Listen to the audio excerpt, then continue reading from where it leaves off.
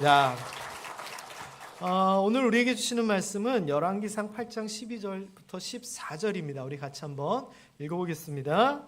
그때 솔로몬이 이르되 여호와께서 캄캄한 데 계시겠다 말씀하셨사오나 내가 참으로 주를 위하여 계실 성전을 건축하였사오니 주께서 영원히 계실 처소로소이다 하고 얼굴을 돌이켜 이스라엘의 온 회중을 위하여 축복하니 그때에 이스라엘의 온 회중이 서 있더라. 아멘. 우리 좌우 앞뒤에 계신 분들, 옆에 계신 분들 참 좋은 날입니다. 이렇게 인사했으면 좋겠습니다. 그리고 한 번 더 인사하겠습니다. 날마다 감사가 넘치기를 축복합니다. 네, 오늘은 참 의미 있는 날입니다. 우리 교회적으로 맥주 감사 주일이고요. 그리고 오늘 성전 리모델링 한 것에 대하여 감사드리는 날이고요.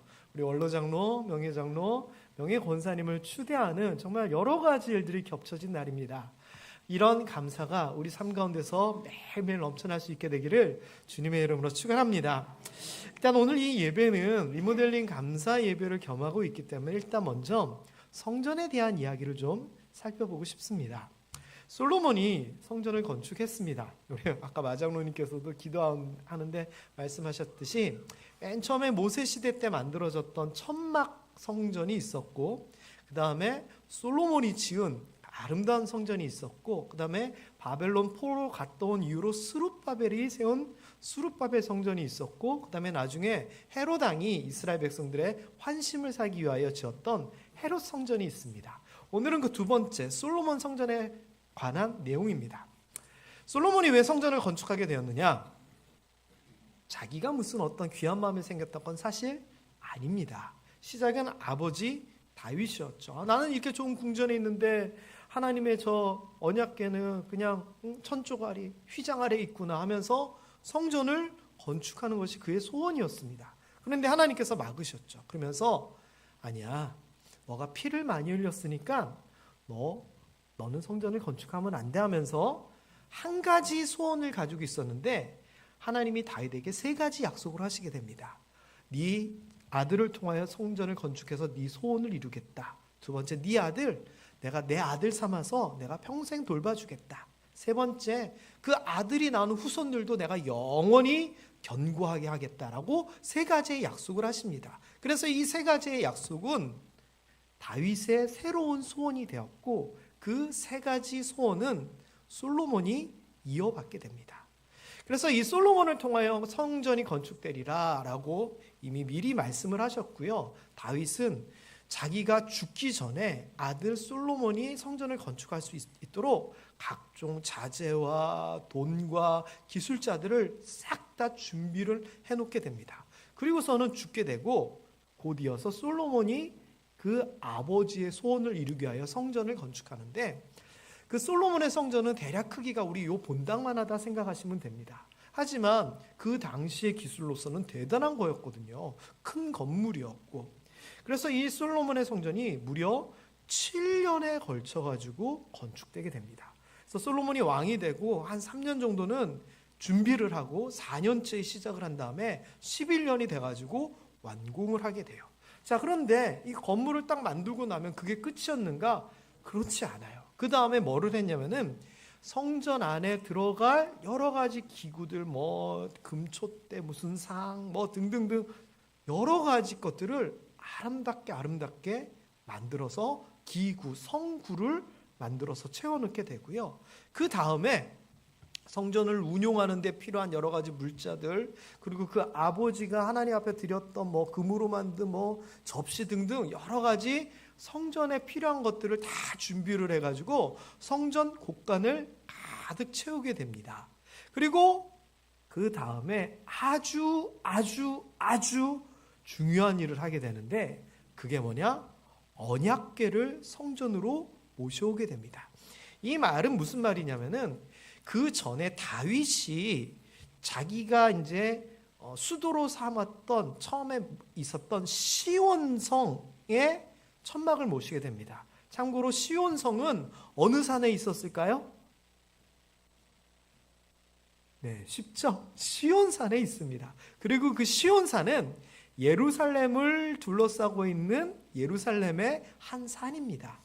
그 시온산에 이 성막을 모셔두고 있었는데 그 성막을 솔로몬이 시온산 바로 위에 있는 모리아산에다가 성전을 지으면서 옮기게 된 겁니다. 그리고 이 옮기게 될 때 그냥 옮기는 게 아니라 굉장한 이슈입니다. 왜요?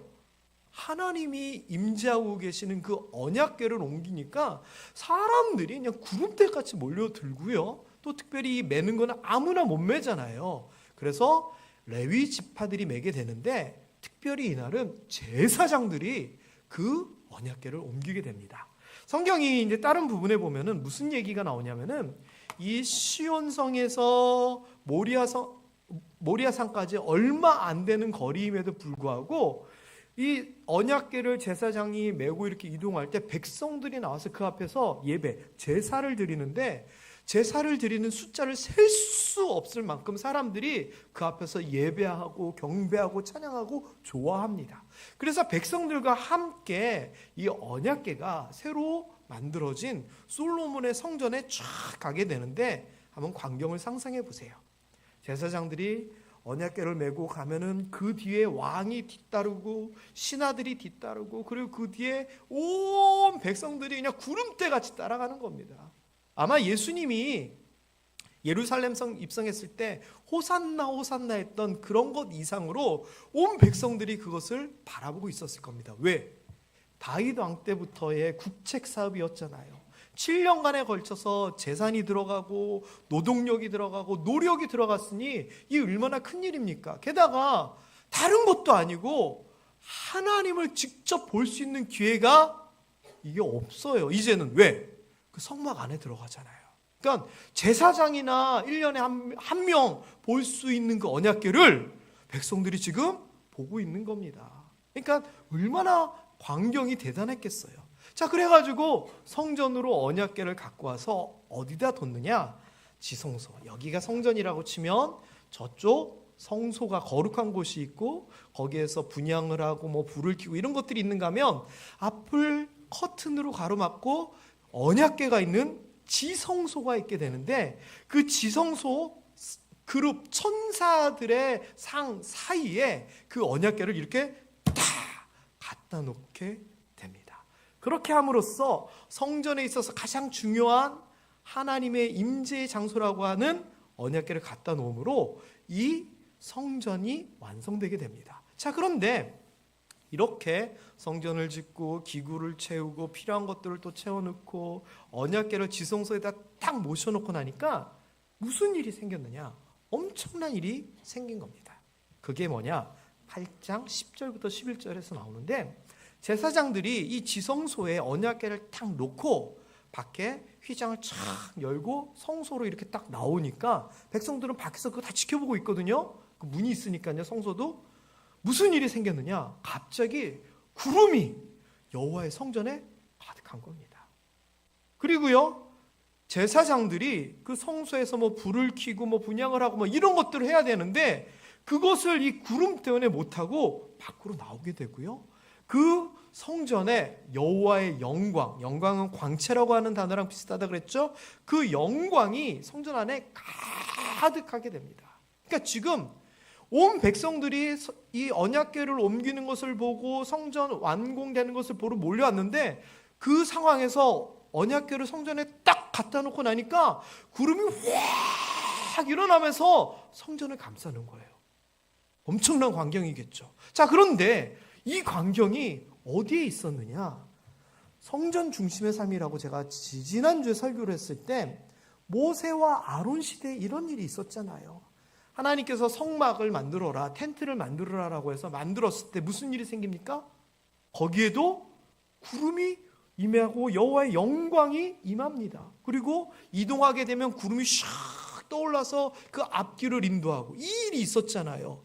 그때 구약의 한참 전에 있었던 그 모세 시대의 하나님의 영광이 똑같이 솔로몬이 성전을 짓고 나니까 그 광경하고 똑같이 구름이 일어나면서 놀라운 일이 생긴 겁니다. 사람들 분위기가 어땠을 것 같아요? 그냥 언약궤를 만들어서 넣은 것만 해도 야 7년 동안 너무 대단하다, 너무 아름답다, 박수치고 좋을 건데 갖다 놓자마자 하나님의 임재하심과 영광이 확 드러나면 제가 거기 많이 있었으면 가슴이 쿵쾅쿵쾅 했을 것 같아요. 이게 얼마나 대단한 광경입니까? 그 상황에서 이제 왕인 솔로몬이 백성들 앞에 쫙 나타나는 겁니다. 그러면서 이른바 완공하고 백성들한테 완공사 이런 것처럼 선포를 하고 축복을 하게 됩니다. 그게 오늘 본문입니다.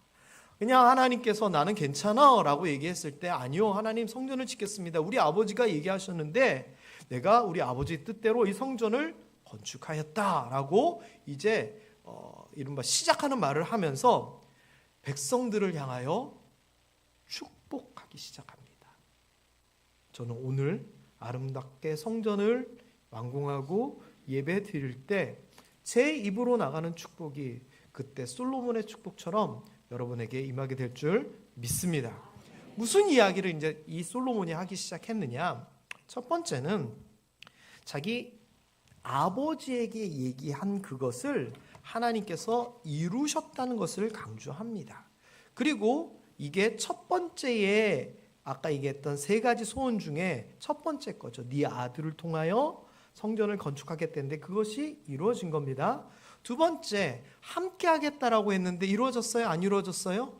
구름이 임하면서 하나님의 함께 하심이 드러났습니다. 그리고 8장 19절에 보면 세 번째 소원에 대한 이야기를 합니다. 내 몸에서 낳을 내 아들 내가 그 이름을 위하여 성 건축하리라. 이게 첫 번째 소원이었고, 그리고 여호와께서 말하시는 대로 다 이루어졌으며 뒤에 25절에 보면은 나뿐만 아니라 하나님께서 약속하신 것처럼 내 후대까지 하나님께서 함께 하시사 견고하게 해주실 줄 믿습니다라고 얘기를 합니다. 그래서 다윗에게 주셨던 세 가지의 말씀이 그대로 이루어졌음을 백성들 앞에 이야기를 합니다. 그리고 그 다음부터 우리가 이렇게 지금 아름답게 만든 이 성전이 어떤 곳이냐, 여기에 대해서 설명하며 축복을 하기 시작하는데 한번 다 같이 읽어봅니다. 시작. 성전, 은혜의 통로. 이 성전이 그냥 제사 드리고 그냥 우리가 와서 뭐 행사를 하는 그런 곳이 아니라 하나님의 은혜가 임하는 통로다라고 하는 것을 솔로몬이 이야기하기 시작을 해요. 이 하나하나의 축복이 오늘 우리에게도 그대로 임하기를 주님의 이름으로 축원합니다. 첫 번째, 이 성전을 향하여 하나님 쳐다보시고 살피시면서 내가 이 성전에서 주의 종 솔로몬을 얘기하는 겁니다. 이곳을 향하여, 성전을 향하여, 성전에 와서 성전 안에 들어올 수는 없으니까 제사장이 아니니까 성전에 와서 성전을 향하여 기도하면 내 기도를 들어주시옵소서. 저도 이 마음입니다. 이번 성전 건축하면서 여러 과정들이 있었잖아요. 그리고 헌신하시고 옷값을 깨뜨리시고 기도해 주신 거 제가 여러분들 어떻게 했는지 잘 알잖아요. 제가 여러분들을 향하여 기도할 때, 이 성전에서 기도할 때 솔로몬의 기도를 들으시는 하나님께서 목사인 제 기도도 들어주실 줄 믿습니다. 그리고 두 번째 또 뭐라고 얘기하냐면은 죄를 용서해 주세요, 이 이야기를 하는 거예요. 그냥 솔로몬이 와가지고 제사장이 와서 그냥 할 때뿐만 아니라 솔로몬 나와 또 주의 백성, 이 백성들이 이곳을 향하여 기도하면 하나님 잘못했습니다라고 기도하면 우리의 기도를 듣고 우리를 사하여 주시옵소서라고 얘기를 하는 거예요. 그래서 이 성전은 뭐 하는 곳이다? 하나님 앞에 나와서 용서받는 곳이다라고 얘기를 하는 거예요. 그리고 또 무슨 얘기가 있게 되냐면은 이곳에 하나님이 계신다라고 하는 것을 굉장히 강조하는 이야기가 이제 나오게 되는데 맹세와 심판에 대한 이야기예요. 이게 무슨 말이냐? 어떤 사람이 그 이웃에게 범죄를 했어요. 근데 범죄를 했는데 이 사람이 내가 그런 거 아니야! 라고 막 발뺌을 하는 거예요. 그러면 그 피해를 당한 사람이 너 진짜 네가 안 했다고? 그러면 성전에 가서 하나님 앞에 맹세할 수 있어? 라고 하는 겁니다. 그러면은 그 전에는 그냥 하나님 앞에 맹세한다 그러는 거 사실 쉬운 얘기가 아니지만 그냥 하는 거예요. 근데 지금은 어떤 거냐? 하나님이 여기 계신 거예요. 그 하나님 앞에 가가지고 맹세를 한다는 거예요. 자, 그런데 그렇게 주의 제단 앞에서 맹세를 하면 죄가 있으면은 하나님이 그 죄값을 돌려주시고 공의로운 자면 하나님께서 그 공의로운 대로 갚아주시옵소서. 그러니까 무슨 말이냐? 하나님 계신 곳에 가서 맹세해. 하나님이 죄 있으면 벌 주고 죄 없으면 의롭다 인정해 주실 거야라는 거예요. 그러면 사람들이 하나님 앞에 가가지고 맹세하는 게 쉬워질까요? 어려워질까요? 어려워져요. 왜? 진짜 하나님 앞에 가가지고 맹세하는 거니까. 성전이 이렇게 하나님 앞으로 가는 곳이다라고 얘기를 하는 거예요. 그리고 그 다음부터 이야기가 또 계속되기를 33절 34절에 보면 이스라엘 백성들이 범죄 잘못해가지고 하나님을 떠나 있어요. 그렇게 됐을 때는 어떻게 되느냐? 전쟁을 하게 되면 진다는 거예요. 그런데 전쟁에서 지고 나서 그렇구나 하면서 하나님의 이름을 인정하고 이 성전에서 하나님 잘못했어요. 도와주세요. 전쟁에서 져가지고 피해가 커요. 라고 하면은 하나님께서 들어주신다는 겁니다. 그 죄를 사하여 주시고 그들을 이제 전쟁에 나갔을 때 안전하게 돌아올 수 있게끔 도와주신다는 거예요. 그리고 또 무슨 일이 있게 되느냐? 이 성전에서 기도할 때 무슨 일이 있게 되느냐? 하늘이 범죄함으로 인하여 비가 안 온다는 거예요. 그럴 때 어떻게 하라고요? 성전을 향하여 기도하면 하나님께서 죄를 사하시고 땅에 비를 내려주신다는 거예요. 자, 이 얘기하면 생각나는 사람이 있죠? 누가 생각나요? 엘리야가 생각나잖아요. 엘리야 아합에게 가가지고 당신이 범죄했으니 비가 안 온다라고 얘기를 해요. 그러면은 아합 왕이 이 구절을 생각했어야 돼요. 범죄함으로 인하여 비가 안 오면 어떻게 하라고요?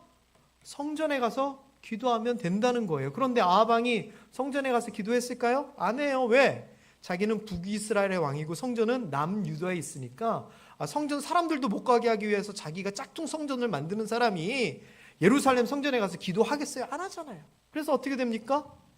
3년 동안 비가 안 오게 돼요. 자, 또 이것이 끝이 아니에요.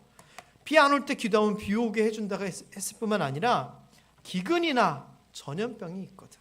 뭐 깐북이나 메뚜기나 황충 같은 벌레가 나오든지 적국이 와가지고 성을 에워싸든지 이런저런 무슨 재앙이나 무슨 질병을 막론하고 중요합니다. 한 사람이라도 혹은 온 백성이 각각 자기의 마음에 그 재앙을 깨닫고 이 성전을 향하여 손을 들고 기도나 간구를 하면 하나님께서 들으시고 사하시고 갚아주신다는 겁니다. 여러분, 국가에 어려운 일이 있고 재앙이 있고 집안에 무슨 문제가 생기면 뭐부터 해야 되는 거예요? 기도해야 되는 거예요. 어디를 향하여? 성전을 향하여 기도하고 성전에 와서 기도하라는 거예요. 그러니 지금까지 얘기한 거 좀 생각을 해보세요. 내가 기도를 하든지 백성들이 기도를 하든지 뭐 전쟁에서 졌든지 뭐 기근이 생기고 비가 안 오고 뭐 이렇게 할 때 어디로 가라고요? 이 성전, 지금 지은 이 솔로몬 성전에 와서 성전을 향하여 손을 들고 기도하면 하나님께서 다 들어주신다는 거예요. 여기가 끝이 아니에요. 이스라엘 백성들에게만 그렇게 할 뿐만 아니라 이스라엘에 속하지 않은 이방인이라도 그 성전에서 기도하면 다 들어주신대라고 하는 그 소문을 듣고 이 성전을 향하여 기도하면 하나님께서 부르짖는 대로 이루어 주시옵소서.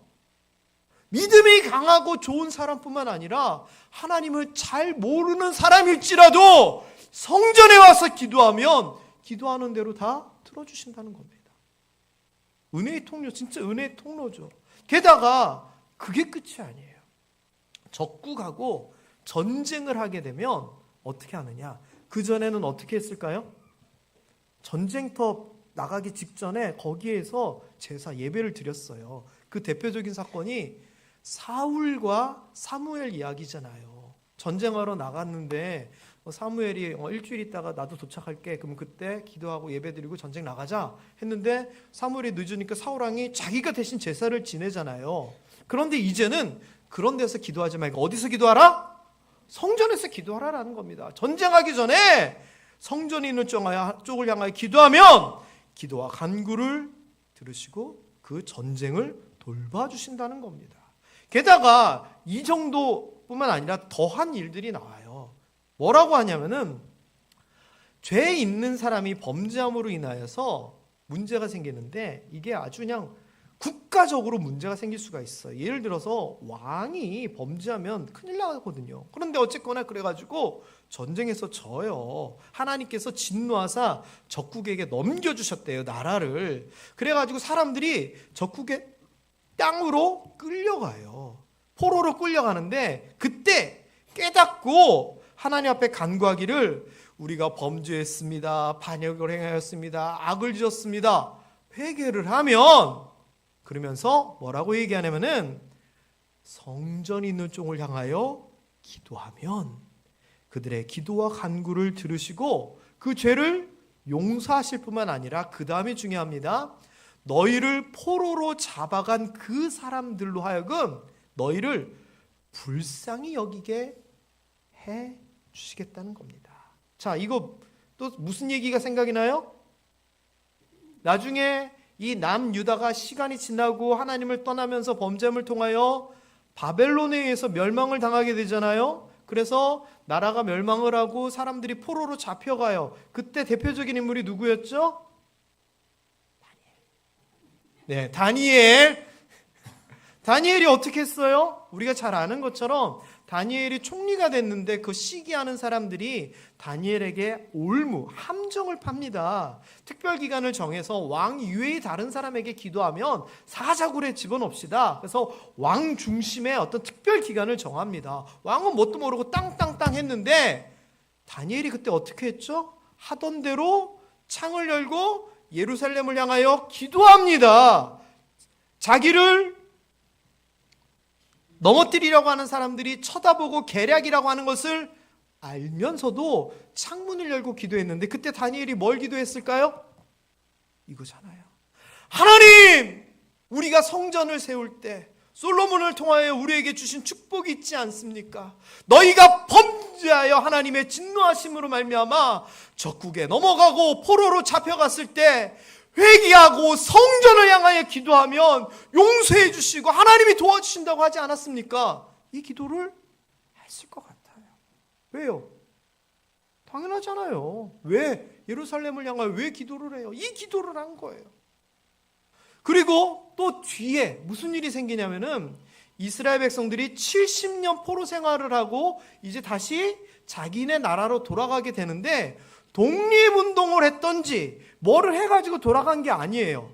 그때 왕이었던 고레스라고 하는 사람에게 하나님께서 함께 하시면서 야, 이스라엘 백성 돌려보내 감동을 주신 거예요. 그래서 여기에 있는 것처럼 불쌍히 여김을 받았다 그래요. 그래서 이 고레스가 이스라엘 백성을 불쌍히 여겨 돌려보내줍니다. 돌려보내줄 뿐만 아니라 성전 건축하겠다고 하니까 자금도 대줍니다. 이 이야기 그대로 되는 겁니다. 여러분, 그러면서 솔로몬이 마지막에 무슨 이야기를 하냐면은 바램이 있어요. 바램.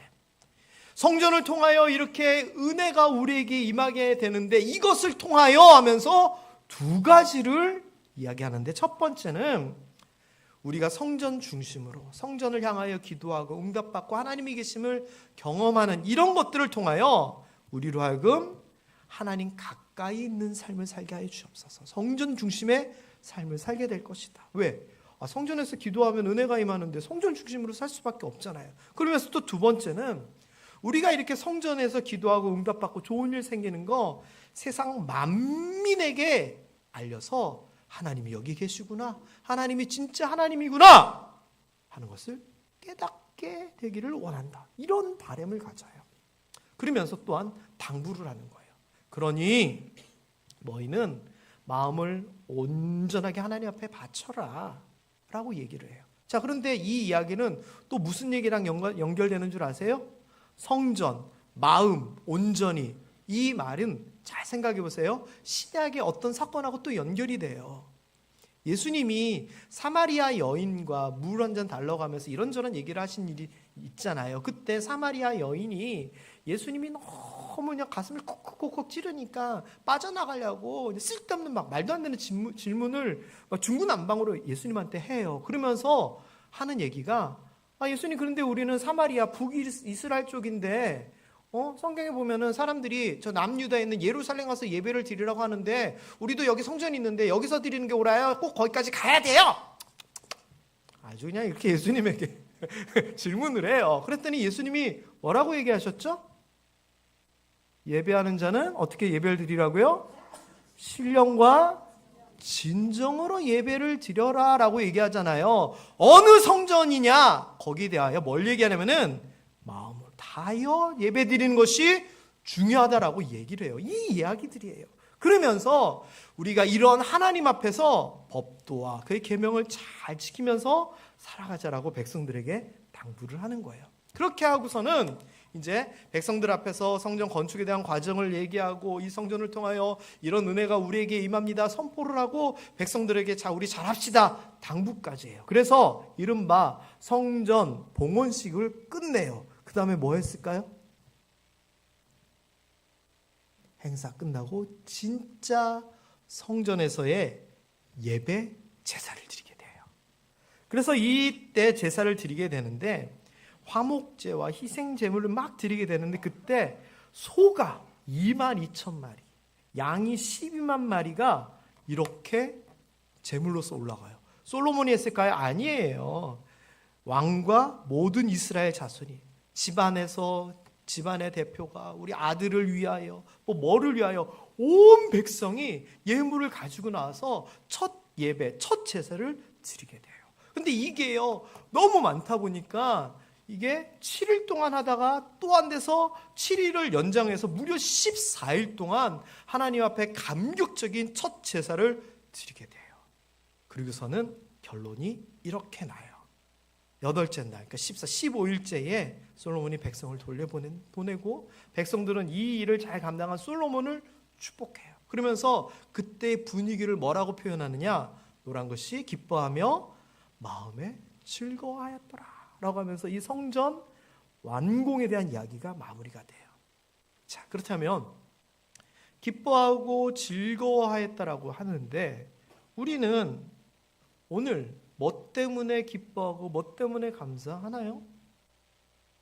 일단 개인적으로는 온전히 맥추절이기 때문에 전반기 6개월 동안 우리와 함께 하신 하나님 앞에 여러 가지 것들을 감사할 거예요. 때로는 어렵고 힘든 일이 있었지만 잘 이겨내게 하심도 감사하고 좋은 결과 때문에 너무 기뻐서 감사하기도 할 거예요. 이거는요 생각하지 아니하면 감사는 절대 나오지 않아요. 왜? 인간이란 사람들은 존재는 금방 무뎌지거든요. 아무리 좋아도 시간 지나면은 흐지부지 되거든요. 그러니까 이럴 때 한번 되돌아보는 것이 정말 중요해요. 아까 불렀던 찬송가 가사 뭐예요? 받은 복을 세어보라고. 제대로 한번 계산하고 생각해 보라는 거잖아요. 그래서 오늘 전반기에 있었던 하나님의 은혜와 하반기에 우리에게 주실 은혜를 놓고 생각하며 감사하는 날인 줄 믿습니다. 그리고 개인적으로는 이런 감사의 날이지만 또한 오늘은 우리 교회적인 감사의 날이잖아요. 리모델링 감사 예배 드리니까 당연히 감사하고 우리 귀한 일꾼들을 명예롭게 은퇴하면서 추대식을 하니까 또 감사하잖아요. 그 중에서 저는요, 우리 리모델링하는 우리 교회로 인해서 감사한 내용들을 좀 생각을 해봤어요. 그래서 생각을 해봤더니, 이렇게 아름다운 성전에서 예배 드리는 거 너무 감사한 거예요. 우리 손소라 집사님이 대구에서 살면서 이제 가끔씩 이렇게 오시는데, 오자마자, 너무 예뻐진 거 아니냐고. 맞아요. 저도 아직 문 열고 들어오면서 저도 아직도 깜짝깜짝 놀래요.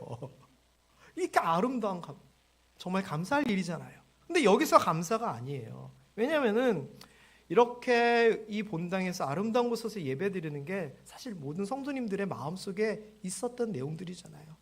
어느 교회는 건축을 했다던데, 저 어느 교회는 리모델링 했다던데, 아이고 우리는 이건 낡고 허름하고, 여러분들 마음속에 응어리같이 있었잖아요. 이거 수건사업 해결된 거예요. 이거 얼마나 감사해요.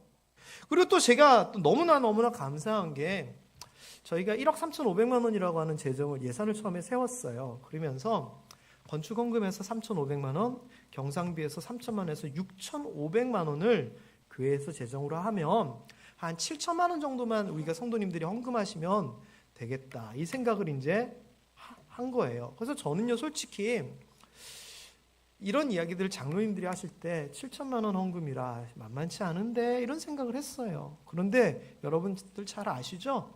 우리 이제 리모델링 할 겁니다 라고 얘기하고서 그 다음 주 일주일 지나고 나서 7천만 원이 아니라 교회에서 감당해야 될 6,500만 원을 포함한 1억 3,500만 원을 일주일 만에 넘어버렸어요.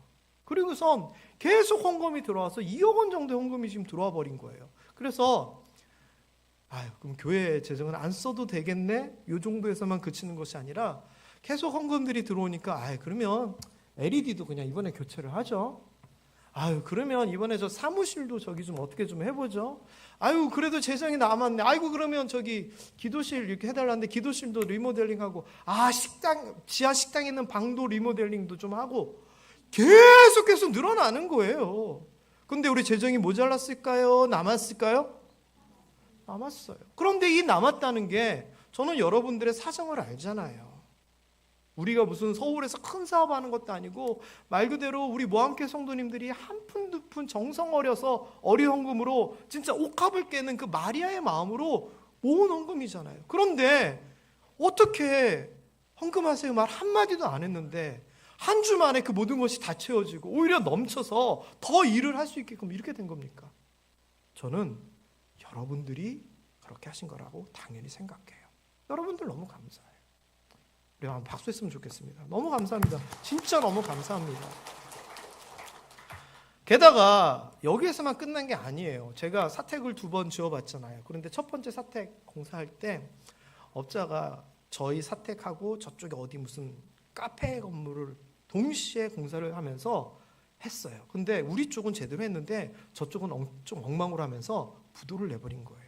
그래서 저희 이제 막 비가 오고 저쪽에 뭐 임대를 잠시 해놨는데 기간은 다 끝나고 그런데 업자는 도망가가지고 나타나지는 않고 물론 저희가 손해보진 않았어요. 이 작업이 남아있는데 어느 정도 마무리해야 되는데 이 사람이 위험하다라고 연락을 안 받아버리는 거예요. 그래서 마음고생 많이 했죠. 물론 결과적으로는 그 회사에 나머지 다른 사람들이 남아있는 돈으로 다 해가지고 기간은 늘어났지만 어쨌거나 사택을 잘했었어요.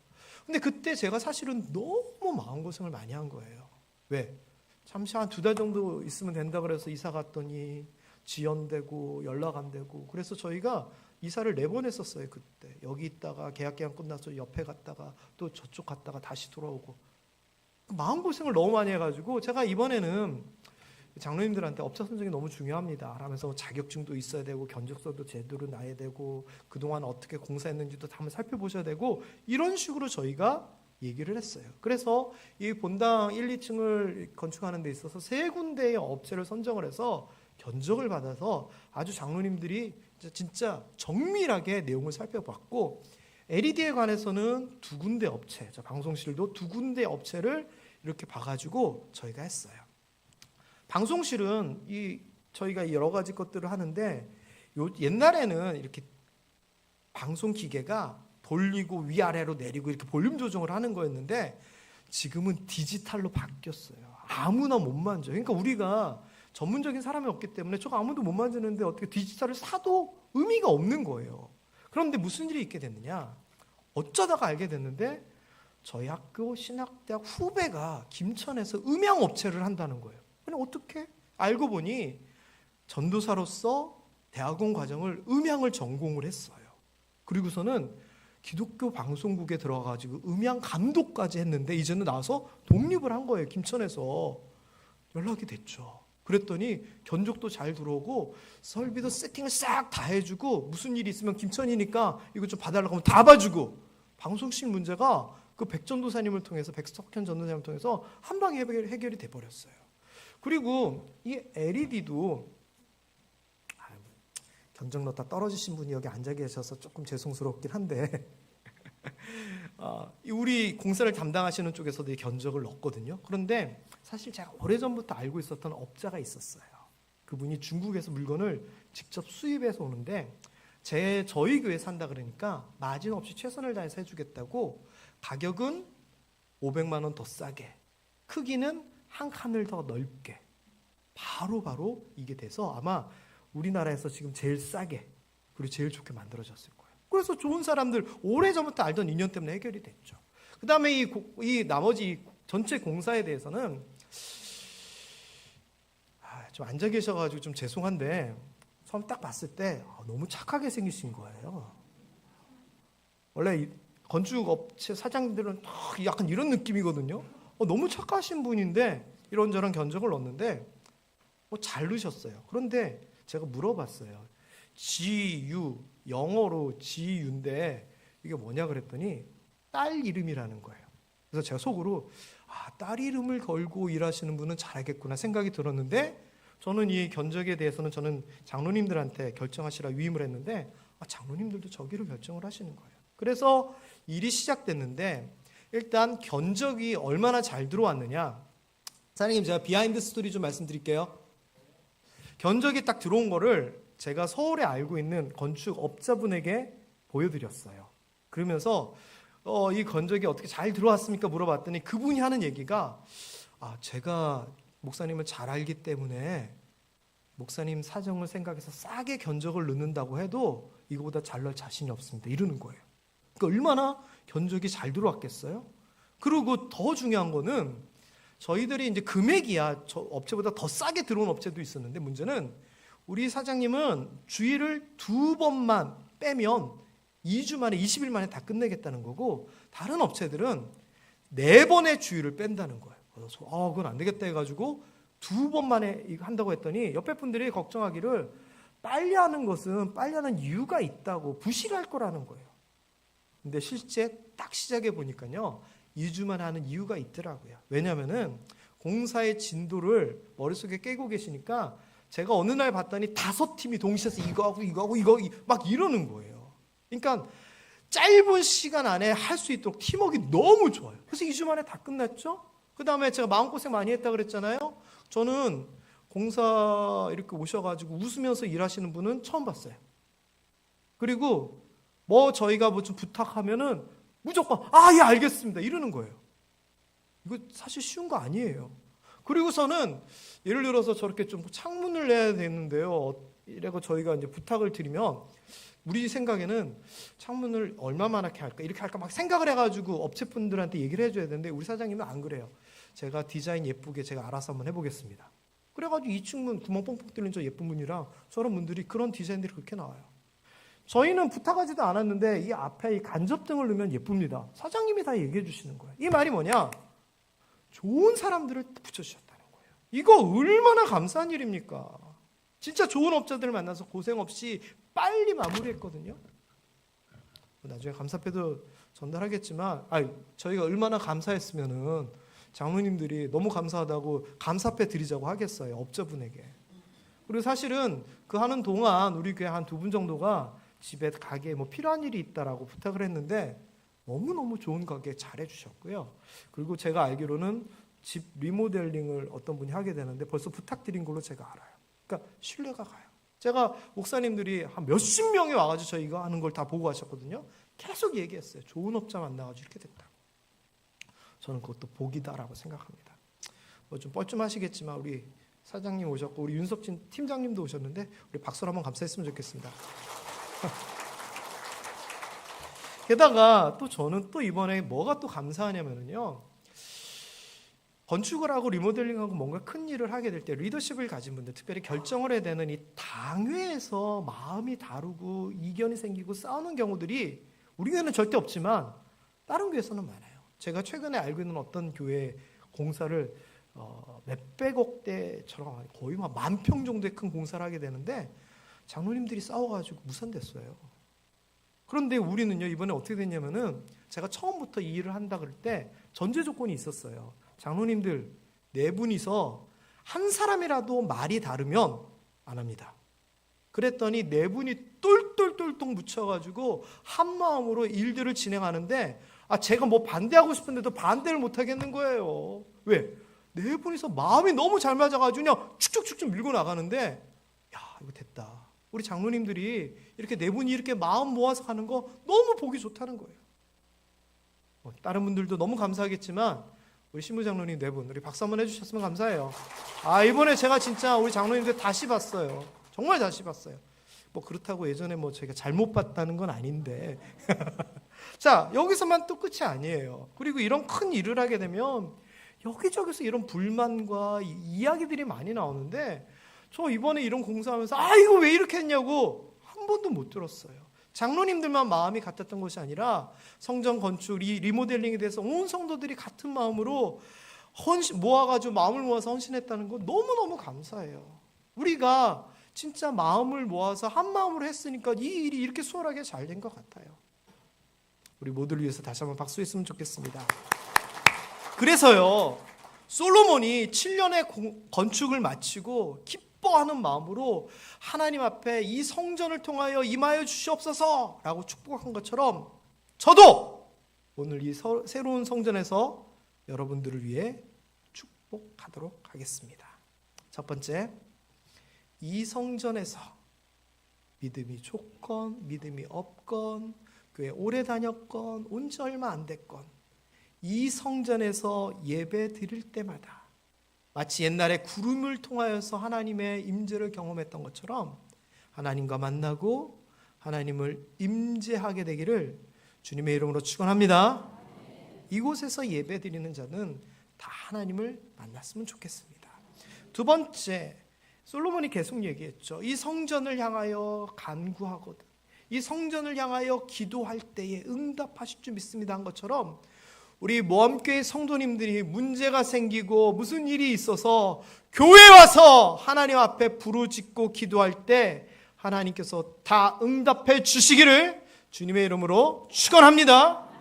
뿐만 아니라 우리의 잘못을 하나님 앞에 내어놓고 하나님 앞에 회개할 때에 우리의 죄를 사하여 주실 뿐만 아니라 죄로 인하여 엉망진창됐던 것들을 다 회복시켜 주시기를 또한 주님의 이름으로 축원합니다. 마음 아프고 속상하고 답답해서 교회에 와서 하나님 앞에 눈물을 흘리며 그렇게 엎드릴 때에 하나님께서 그 문제를 해결하여 주시고 마음속에 평강을 주시기를 또한 주님의 이름으로 축원합니다. 육신의 연약함으로 인하여 고통으로 인하여 이 성전에 와서 부르짖을 때에 또한 우리의 건강을 하나님께서 회복해 주시기를 주님의 이름으로 축원합니다. 뿐만 아니라 이 성전에서 우리 가정을 위하여 자녀들을 위하여 간구할 때 하나님께서 형통하게 해주실 줄도 믿습니다. 뿐만 아니라 우리의 지금의 일터, 앞으로 계획하고 준비하고 공부하는 모든 것들이 잘 되어 우리 일터가 번창하기를 주님의 이름으로 축원합니다.